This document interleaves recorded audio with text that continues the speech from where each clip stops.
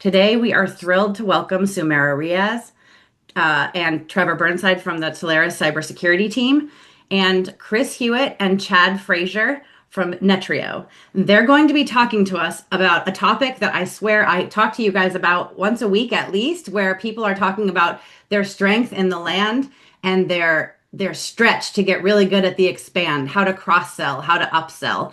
And they're going to be having a conversation about that for the next half an hour and change. So I'd love to have you guys just take it away. Welcome and thank you for being here. Thanks, Jen. Thank you, everybody, for joining today. My name is Sumera Riaz. I'm the VP of Cybersecurity here at Telarus. And such an exciting topic, cross-sell like a pro. This session actually came out of a deal, an opportunity that I worked with Netrio on. And it would started out as just a basic security opportunity, turned into a network, a cloud, a voice opportunity, all with Netrio. And we really expanded that deal size almost 50% just by bringing in the other components. So that got me thinking, it's why not take this on the road and help you guys learn how to cross sell, how to really expand the deal sizes that you have today, and not just incremental growth, but exponential growth, right? Because that's what we can do when we cross sell.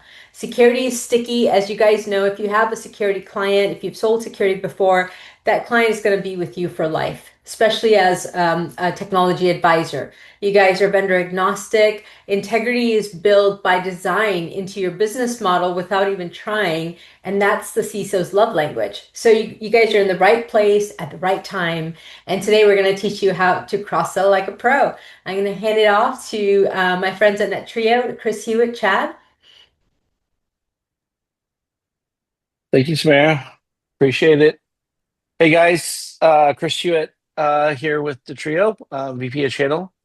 Chad, you introduce yourself, and we'll let you take the first slide since we're going to lay some foundational. So we're going to talk a lot about kind of cross selling, upselling, so land and expand. All the cliches that you've heard about are massive in our world. So again, I think the Telarus team can certainly can vouch for us in our ability to handle this. So we do get into a lot of opportunities where clients are looking for kind of that single partnership. So it's a great topic for today, and Chad's going to start off for. So for all of you that are a little more maybe a little more technical, this is a good vision into kind of the evolution and trying to make sense of kind of how these things evolve and how to make sense of attacking the market for you. So Chad, I'll let you take this first one. Okay, thanks, Chris. Good morning, everyone. Chad Frazier. I'm the Vice President of Solutions Engineering at Netrio. And as Chris said, I tend to be, the propeller does spin on the top of my head at times. So appreciate you kind of sitting with me and going through this. I'm not an optometrist. It's not an eye test. You're not going to be tested at the end. I just wanted to lay some foundation, like the why behind cybersecurity, why it's so important, and really the evolution, like, computing and networking has largely driven that. If you'll go way, and you can tell by the gray that I lived through this on myself, but in the early days, certainly computing was limited to some users, and mainly the workloads were on mainframes. You had to have a terminal server. You had to have physical access to get to that terminal server. So it was a very limited, closed environment. There were zero network connections. So security, beyond the physical security to make sure that you had the card to get into the lab or wherever to use your terminal server, that was what security was about. Would you As we say, moved on, Chad, would you say it was more what you can see, feel, touch, and hear instead of virtual, right? absolutely, You saw absolutely. your perimeter, you saw your devices, and you could see it and you could secure them. Yeah, The good old days. yeah, the good old days. And when you had certainty around things too, right? Yeah. And to and that's an important point, Samara, is that virtualization, and I didn't talk a ton about it in here, but that really moved things along to where you could kind of virtualize things. So that feeds in here. So as we moved on into the second platform, that's when we started having distributed computing. You started having, client server applications, and you could have workloads different from where the data is presented to the end user, the consumer.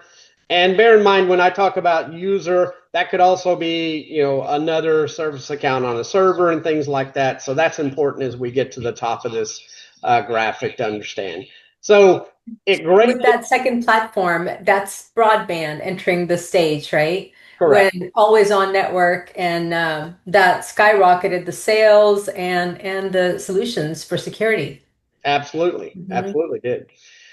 So at this point, you went from, your users and the applications scaled up, right? You had more use for them. You had more users accessing those applications. You had more applications that users could access. So if you're a math person, you think about the factorial implications of that. That's a huge change in terms of like the number of places, to Sumera's point, that you have to watch, that you have potential vulnerabilities. Again, billions of, if you extrapolate hundreds of millions of users across tens of thousands of apps, you get billions of network connections. Again, largely more controlled. We're not talking about cloud yet, but it is still a lot more entry points for the bad guys to get into. So as we move to the third platform, and I would consider us kind of in third platform, moving towards fourth platform. You'll hear some concepts in the fourth platform, but this is really what we are today, where we are primarily today. When you talk about web, social media, mobility, big data, cloud computing, now we're into billions of users and millions of apps. So we go from billions of network connections to 1 quintillion network connections. So that's a lot of surface area to cover. Now you have workloads that are virtualized, living up in the cloud. You can't touch and feel them and see them, to Sumera's point earlier. And it's really expanded the attack surfaces. So things had to change where, if you want to think of, perimeter defense in the second platform, let's put a firewall out here. Let's firewall off our enterprise. Everything is sitting behind it. That doesn't work anymore, right? You have workloads in the cloud, you have mobile applications, you have all these different places where data resides. End users are getting that data served up to them in some applications. So exponentially growing in terms of features and capabilities, but also from a network perspective, which drives, again, cybersecurity. So you think about that attack surface, how it has grown. First to second platform, it grew a ton. Second to third, it's just mind-blowing to me when you're starting to talk about quintillion. So as we move into the fourth platform, this is where, you're talking about machines like sensors, IoT, machine intelligence, servers talking to other servers or applications on those servers. And then you get in the concept of like, ambient computing, and you're talking about quantum computing and all that. That is definitely a game changer. Now you're talking billions of users, apps, and sensors, and really, for all intents and purposes, infinite network connections. So what does this mean? It means as we go on into the fourth platform, that the job of the cyber teams is even harder. The attack surfaces are bigger. You have to protect different types of computing platforms. You have to provide secure access to those users.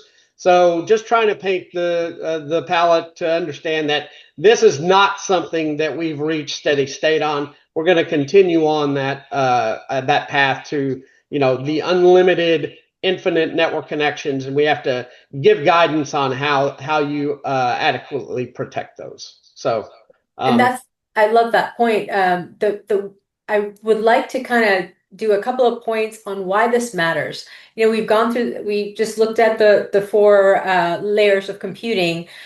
Why this matters is from two things: why this matters and why you guys as technology advisors are such a critical part of the ecosystem for CISOs and cyber teams is because cyber teams and CISOs don't have time to research the new solutions that come into the market with emerging technologies. I'm going to repeat that. CISOs and cyber teams do not have the time or the bandwidth to research the new solutions that can help lessen their attack surface. They're firefighting every day. And what most of the teams and CISOs, myself included, what we did was we would ask a friend that was a CISO and say, hey, what are you guys doing for this? And he would, one of my friends like, hey, try CrowdStrike. I deployed CrowdStrike because my friend was doing it for his environment. What didn't work for my company is every company has its own DNA, just like humans. And the solution has to be customized for that company because my culture, my values, my people are different. Our operating model is different than my friend's company. And that is why they need a technology advisor to guide them, somebody who's vendor agnostic to come in and say, hey, Mr. CISO, what are your risks? How can I help you lessen your risk? And bring in solutions that are within your timeline and are within your budget. And so it's such a beautiful partnership there between the TA community and the security leaders. What do you think, Trevor? No, I agree 100%. And I was actually talking to a client, or maybe it was last week, with a trusted advisor who was asking for something that was kind of outdated in security, with a verification that was defeatable at this point. So they're like, "Hey, can you get on a call? The customer's asking for something that doesn't necessarily make sense anymore." We got on the call, and 100% the way that they were set up and architected and the old systems that they didn't have much choice. They had to keep doing things in a different way. So I think the best part about being a trusted advisor is you get to really have those one-on-ones with customers and tailor solutions to them, because security, one, it's going to be a journey, and two, it's not cookie cutter. It can't be the same for everybody. Everything's going to be different, like you said, based on culture, and then also just how businesses are set up with dealing with old technology and antiquated things. And we've got to help them and secure them where they're at today while they transition to more modern technology. Yeah, that's a great point. Can you go to the next slide, please? Thank you. Perfect. Chad, I think we'll probably tag team these, and Sumera, please step in where you see fits on your side too. I certainly want to make this collaborative, but again, the focus today is every trusted advisor on this call is at a different state in which they're selling or focusing on how to bring in cybersecurity into their environment. So some of you guys are doing it at a high level and crushing it. And some of you guys aren't doing it at all because you're nervous. Maybe it's fear, head trash of feeling not confident. But so the purpose of today is to, one, bring to light if you're going to make the investment in learning these different areas. The first recommendation is to make sure that you start small, get your small wins, and then grow into those opportunities. You get comfortable.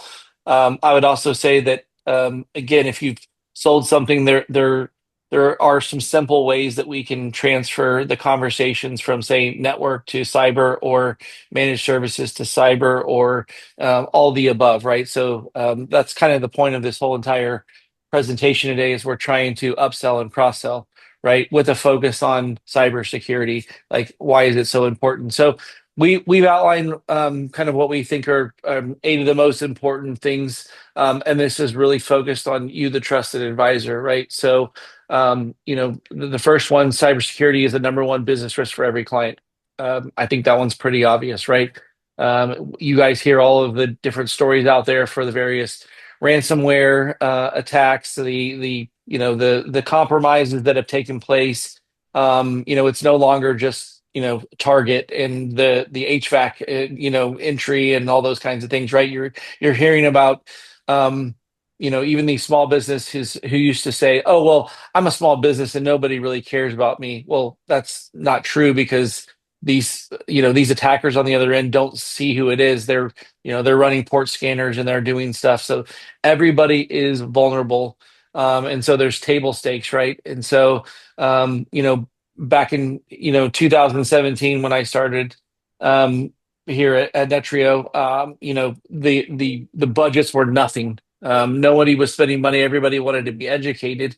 And now, with every opportunity, everybody is interested if they're not consuming at least some sort of a basic cybersecurity package with what we do. So I think there's good alignment. Sumera, Let me Chad, you guys want to add to Yeah, that? I'm just Yeah, going to go ahead. add one point to that. I mean, if you really think about it, being small, you're probably more likely to be a target, right? If they don't distinguish between one IP address to the other, but you're less likely to have good cybersecurity posture. So you're probably really in the grand scheme of things, probably more at risk if you think you're not just because you're small.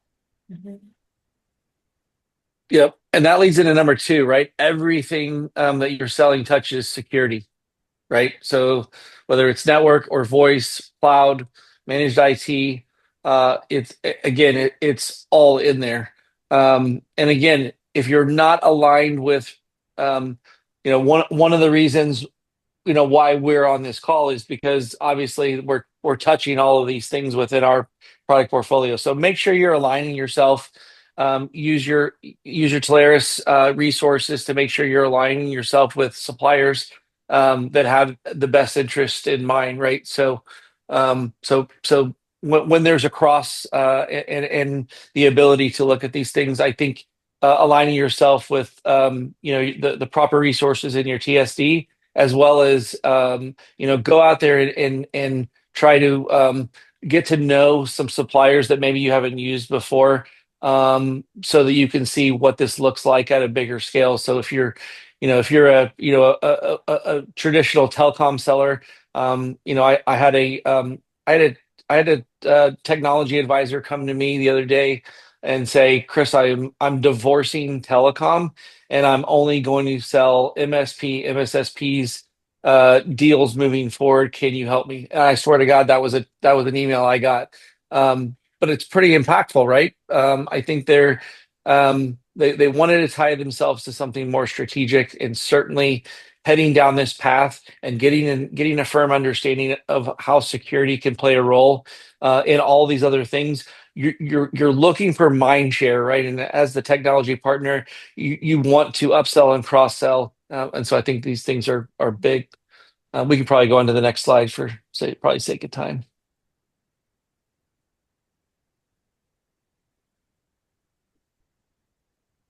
Chad, do you want to take these next two?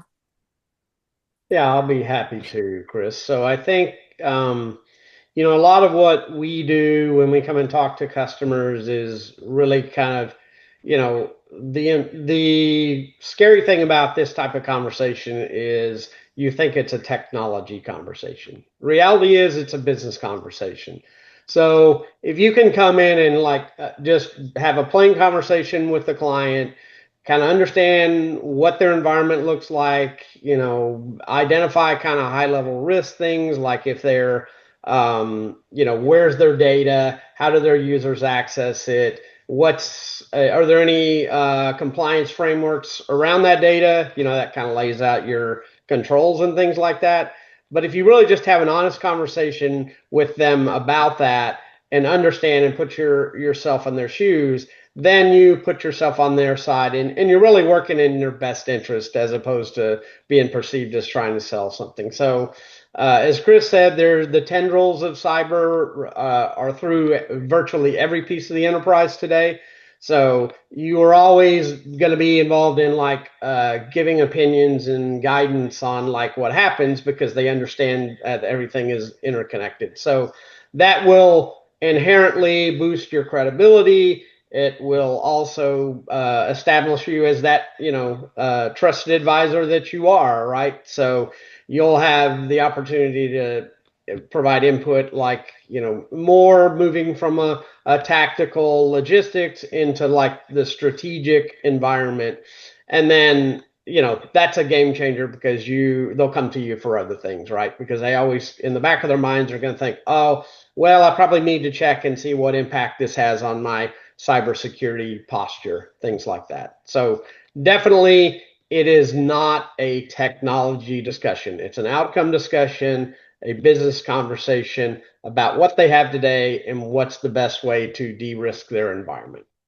Obviously, it expands the wallet share and recurring revenue. I know everybody hears EDR, MDR, XDR, SIM, blah, blah, blah, all the acronyms and all that. But really think of that as like those are protections, those different attack surfaces. I think everybody has heard the horror stories about, a very innocent thing, like somebody clicked on this and then you get ransomware. These things are all good protection around that, but it's more than that. You got to have intention. You have to have a plan that's going to have an outcome that drives it. And along the way, you do expand your wallet share because as they bring in, say, hey, we're thinking about going from on-prem to cloud, the needs are going to change, right? So there's always recurring revenue opportunities. There are soft services, if they want to come in and if they want someone to come in and provide them, an assessment of where they are relative to HIPAA or NIST 800-171 or 853, whatever the case may be. So, again, they're all related, and they are, to the point Chris made earlier, anything within the enterprise is going to be impacted by cybersecurity services. So, and it's high margin, fast growing. It's, the FUD sells, right? I think everybody's heard that: fear, uncertainty, and doubt. IBM built their company on it, right? So that, I'm not saying play off that, but that raises awareness. So make sure that you capitalize on that awareness in the marketplace, because everybody reads horror stories, everybody hears them and all that. And, you can take some of that away and say, okay, let's quantify your risk and determine what your risk tolerance is. And then you can build a program around that to get them there to that outcome. Exactly. So the reality sells, right? It's the stories and reality that's what sells. And so I mean, definitely, like, I position the conversation just like kind of you mentioned, Chad and Chris, is you guys see on the news today, if it's a financial client, this bank got breached. They didn't have this and this and this in place today. Have you done an assessment yet? Have you measured your vulnerability scans and threats? What's in your environment today? And how can I help you de-risk your environment better? So just Yep. any triggers in the news, and there's always going to be that, because especially with AI coming into our hemisphere, it's going to grow the cyber attacks, double and triple them for next year is what the forecast is. So that's, sad news, but good news for us is now we can really help our clients find those right solutions for security and not leave that at the table, because honestly, the point is, if you don't sell it to them, somebody else will. They have to buy it from somewhere. Why not you? Why not you guys who have invested years and years in their relationships, and to make, to sell them these security solutions and make your relationship stronger? Yep. Yeah, I want to double click on that actually. I mean, there's a lot of advisors probably on the call today that have regulated industries as customers, like banks, healthcare, financial institutions, you name it, right? A lot of regulated industries that they're doing business with, and some of these industries or some of these customers are going from audit to audit and all day, throughout the year, and that's what their decision making is based on. I think, if we are a trusted advisor, the hardest part to me is building trust with customers. And if you have that trust already established, you can get into that cycle of, hey, what's your next audit? Let's go through some of the findings. Let's help mitigate some of the things. Let's go through and help solve these solutions. If you have the trust, you can have those conversations. And to your point, Sumera, for a regulated industry, they don't have a choice. They're going to buy these controls, these tools, the technology. If you have the trust, they should be doing it through you. Yeah, and just one more point about that. I mean, assessments are great, right? But they're a point in time. If you really think about what you're bringing to the table is, you've got to manage compliance drift, right? For example, somebody goes in and you've got MFA everywhere, and you're checking all the boxes, all your controls are properly managed, and then somebody goes and puts a user into an MFA exception policy for some reason, and they don't get taken out. That's a risk, and you have deviated, drifted from compliance. So that's an area that we focus a lot on, these regulated verticals, and those are things that you can use some of the tools to go out and check it. And the other thing it does is it helps with, to Trevor's point, it helps with the evidencing. When somebody comes in for an audit, you already have evidence to present to them to say, yes, I'm in compliance, check that box and go on, instead of going through this exercise, this mad scramble to gather the data and prove it, right? So that all kind of goes hand in hand. Don't think of it as a one-time event. It's an ongoing challenge to become compliant and to maintain compliance are two different things, and you have to offer both. Yeah, let's go to the next slide because I think that talks a little bit about it. I also was going to mention, I know that there are trusted advisors out there that are highly focused on monthly recurring revenue, as they should be. That is the line of business we're in. However, sometimes leveraging a soft service like a pen test, right, can sometimes get you into the conversation and establish value. So for the example Trevor gave, we recently did a pen test with a bank, and obviously I'm not sharing names, but we were able to get to the point where we were able to take over. Didn't, but that's pretty impactful to a client when they pay you to look at these things, and you're able to find those gaps, because then that gives you the opportunity to go in and solve those problems, right? Because at the end of the day, pain equals a problem to solve for these clients. And there's a great question in chat. I was going to respond in chat, but I thought this is a good one to call out. It's from Jamie North, and they're asking, what I find difficult is that how do you find that perfect stack of security? No overlaps. They've had challenges with vendor overlap, heavy overhead, massive gaps, overpromised security that doesn't work. So how do you find that perfect stack? And I love that question because one, there's no perfect stack, right? It's only what's perfect for your clients. And for that, you would have a discovery conversation to see what their needs are, and now open it up to the panel to answer as well. It's such a great topic, is every company has their own DNA. So you have to find, kind of like a doctor, what's the best prescription for them to de-risk their environment and move to a better security posture than they had before. For that, when we, Telarus engineers, myself included, when we talk to a client, we start off with a strategy conversation. Then we move into discovery. Strategy is, hello, Mr. Client, where have you been? Where are you today? And what does your North Star look like? That gives us a sense of where they are today and where do they want to go. And then we dive into discovery conversations is, what other technologies are in your environment today? What does your tech stack look like today in infrastructure, in network, in CX, in apps, if they have DevOps teams? And then we'll take all that information, and because we're architects, we can then design a solution for them that is best for them, that's within their budget, and that's going to provide the coverage that they're looking for. And we'll, of course, bring in 3 providers to the table that meet those requirements, and then we go from there. Do you guys want to add anything to that?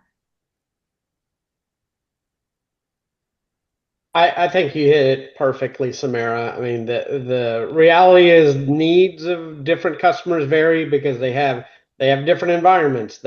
Some of them may be all on-prem, some of them may be all up in the cloud. And it really depends on, I always think of like, where is the risk? The risk is around data exfiltration, privacy, all the regulations around that, and compromising. And then the other big one is business continuity, right? One ransomware event can shut down a business. And I've seen it where, the failures, usually you don't have good backups, right? That's why it's all interconnected, that good backups, ultimately air gapped if possible, are the best prevention. And the point I'm trying to make is you can't always stop everybody, but you've got to be able to mitigate, and you've got to be able to recover quickly. So that's going to vary, environment to environment. So well said. Along those lines, and there's actually some good questions in the chat that I think kind of go around this as far as, hey, for customer size, how is it tailored to different, verticals, complexity? How do we translate risk to a C-suite? I think a lot of this comes down to when we look at from an organization perspective or a business, the asset value, right? Of okay, what do you have in the organization? What is it worth to the organization? And usually we can determine that by like, okay, if it's compromised, how much is it going to cost the organization to resolve and fix? So everything is going to be different for an organization. I was actually talking to a customer that was 50 users, but had a massive online presence and a lot of online servers, and they were absolutely willing to spend budget to protect their servers, even though from a sizing perspective, they may be considered SMB based on 50 users, but the assets or the value of their virtual servers was pretty extensive. So when we look at asset value, and to your point, Sad, as far as like, hey, try not to sell with FUD. If you sell towards value, and that security can be a cost efficiency center for the organization, it ends up being better, especially when you're talking to a C-suite. Yeah, and I'll say the other thing to consider, and this was one of the more fascinating exchanges I saw, was like if you think about not only risk tolerance but impact on the business. There's been certainly people out there who said, in some cases it's better just to pay the ransomware, right? Because if you think about, if you're losing $2 million a day and you're going to try and go do recover and all that, and it's going to take you 45 days to do it, do the math versus the payout. I'm not suggesting you do that, but I'm just saying that that is something you got to consider in the overall picture, is like, what is the actual impact on the business? If if it's just like, okay, some companies' reputation is all they have, right? So it's about protecting reputation.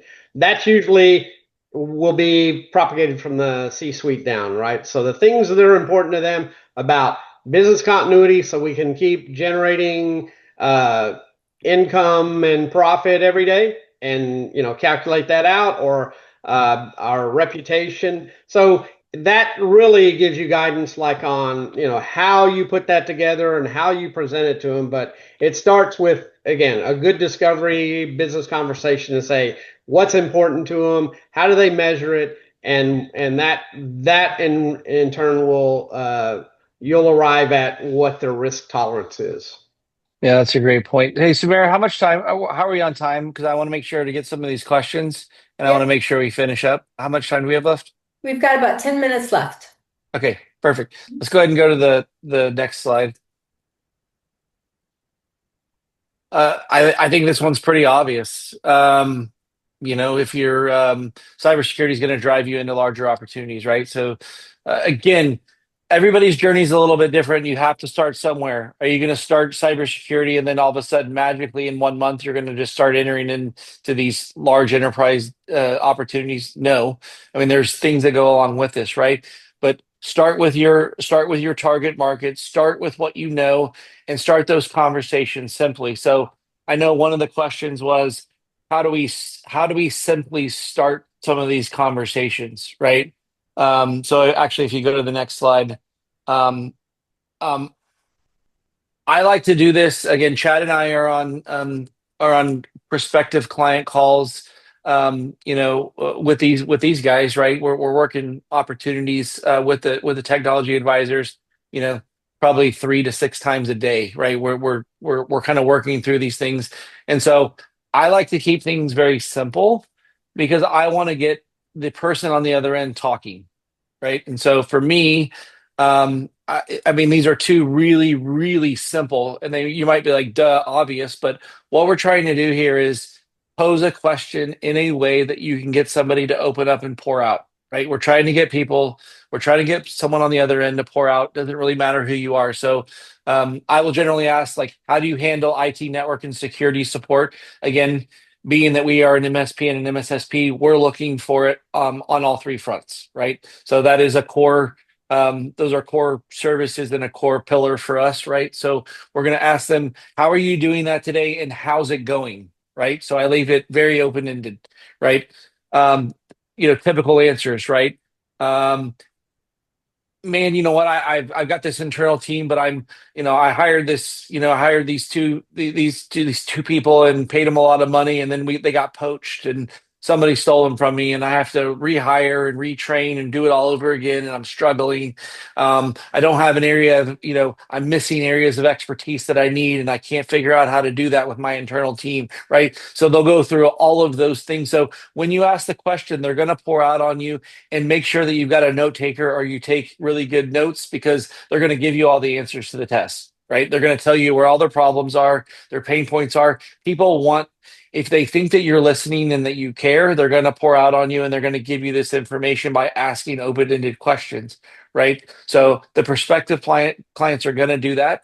And then the other really easy way to do that is to try to align them with something is actionable, right? You hear it all the time. So if you're not comfortable with the compliance areas like HIPAA, PCI DSS, CMMC, like all the various compliance areas, at least know what they are and know which industries tie to which regulations, so that when you ask the question, you can have some level of intelligence that they're going to do it, right? So you know that if you're dealing with a healthcare client, they're going to talk about HIPAA, right? Then you want to make sure that you work with a supplier that understands and has certifications, right? So for us, we're SOC 2 Type 2 certified. We're NIST 800 171. As far as alignment, we're an ITIL shop. So know your suppliers, know how they align, and know how they get into those things, because as soon as this information is uncovered, you then have to turn to the TSD and or your supplier portfolio, and you have to figure out how you're going to go solve these problems for the client, right? And so some of them, you may ask them, what is your security posture? They may say, what is a security posture, right? Then you know what you're dealing with. You really have someone who doesn't understand security, has no idea that they're at risk. There may be an opportunity there, or it may be someone where you might be like, oh gosh, I'm in trouble. This is going to be a battle that I don't know if I want to go fight or not, right? So you have to make those determinations. Um, and then the other would be like cyber insurance, right? So if you may not be regulated by a certain framework or certain compliance, but having cybersecurity insurance might be on the docket. So, looking at a cyber defense matrix, understanding what's in play, understanding what they're going to require. And again, having a supplier that understands what the customer is trying to accomplish, right? Working with your TSD resources, working with Telarus is going to help you guys better align so that these conversations make more sense. But I like these two. There's obviously hundreds of questions you could ask in a discovery call, but if you're uncomfortable and you're just wanting to break the ice, I start with open-ended questions like this, and it really gets the client talking and opening up and pouring out. So, Sumera and Trevor, if you guys want to add to what you see or hear based on some of this, you guys see this to be good openers, and do you guys have ones that you use? No, I like these. I think they're great openers, and also they're not they're open-ended, so they leave the opportunity to respond. So I like that.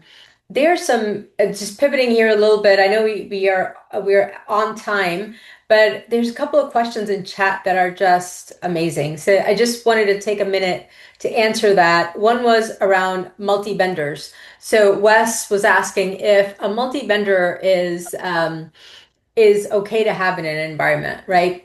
And there's a difference between multi-vendor and vendor overload.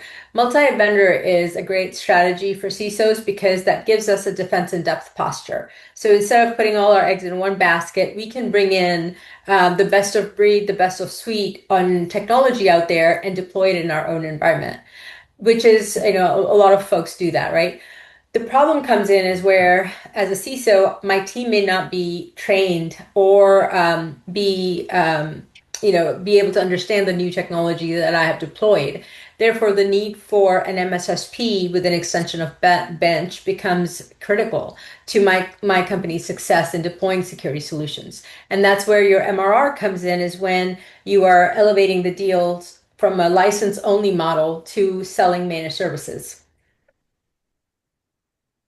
I hope that answers the question. Do you guys have any thing to add to that? No, I know we've got a couple of slides on Netrio, and certainly want to get to those. I saw a few people ask about what we do and how we do it and all those things. Do you think that's a good use of time, guys?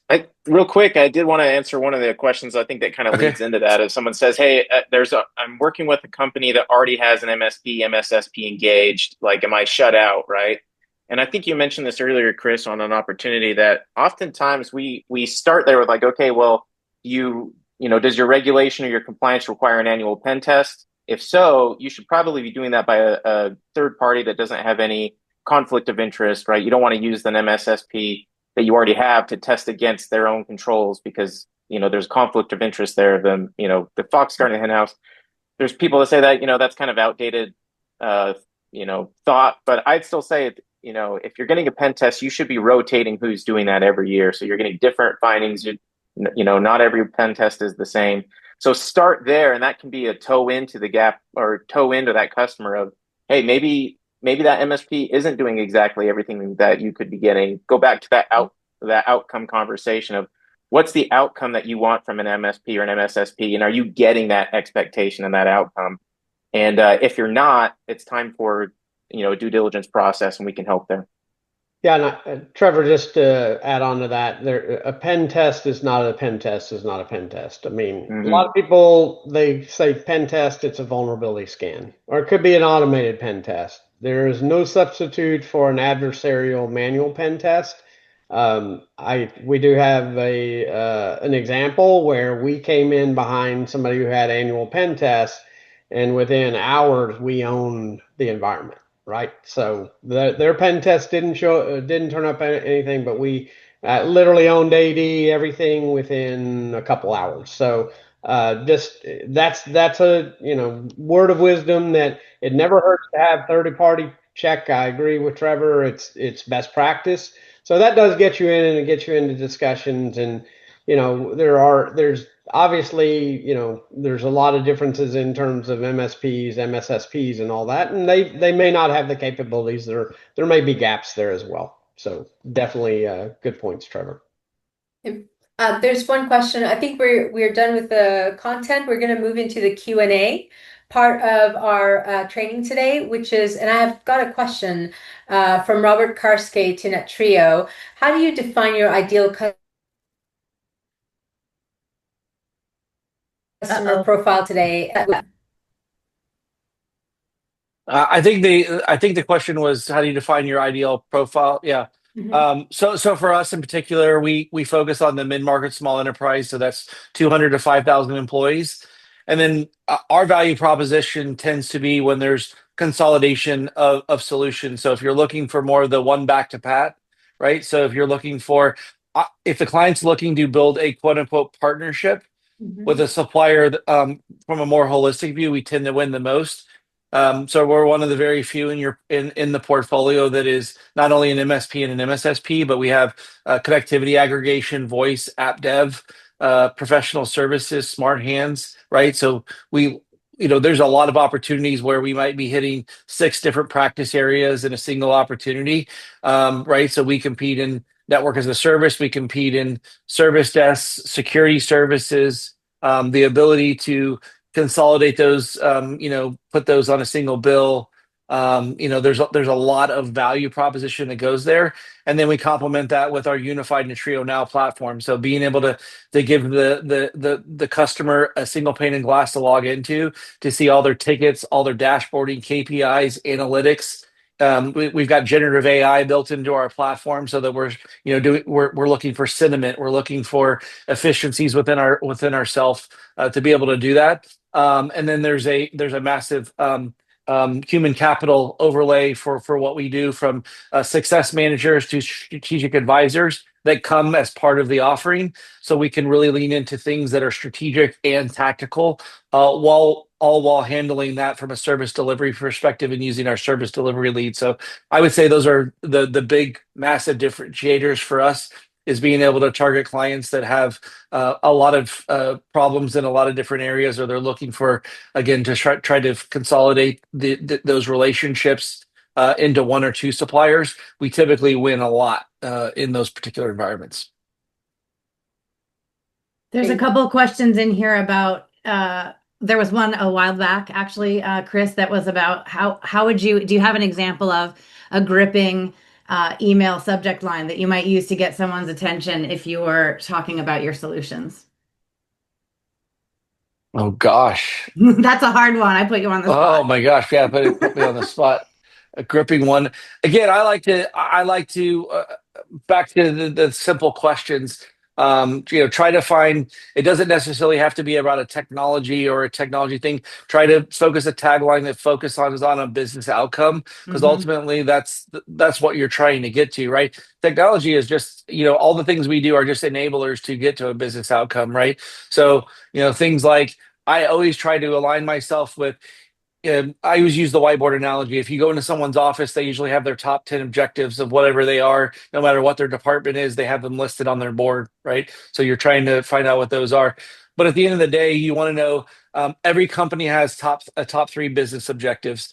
You should know what those are, and you should know how technology is going to be an enabler to help solve those problems. So if you align yourself with company pain, department pain, and if you can even get to personal pain, for the individual you're talking to on the other end, that's where you're going to connect with people and that's where you're going to win. So I know that's not exactly what they were looking for, but I would focus on something that was tied to a business objective if it were me.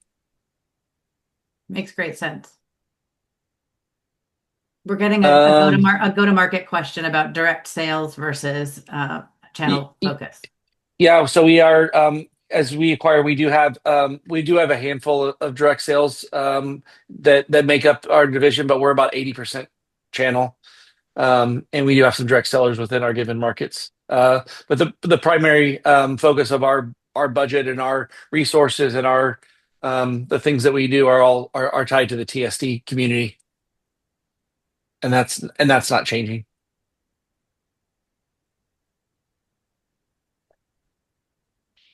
We can take these offline. So as far as Mhm. how we handle conflict, all that kind of, we can focus on those. So Wes is happy to talk to you offline if you want to Yeah, send me an I'd love email. to. I have to wrap us up because we've got another segment that we need to get to, but I did want to thank you guys so much for taking this time to help us talk about a possible step into a cross-sell conversation about cybersecurity. I think it was a very lively conversation.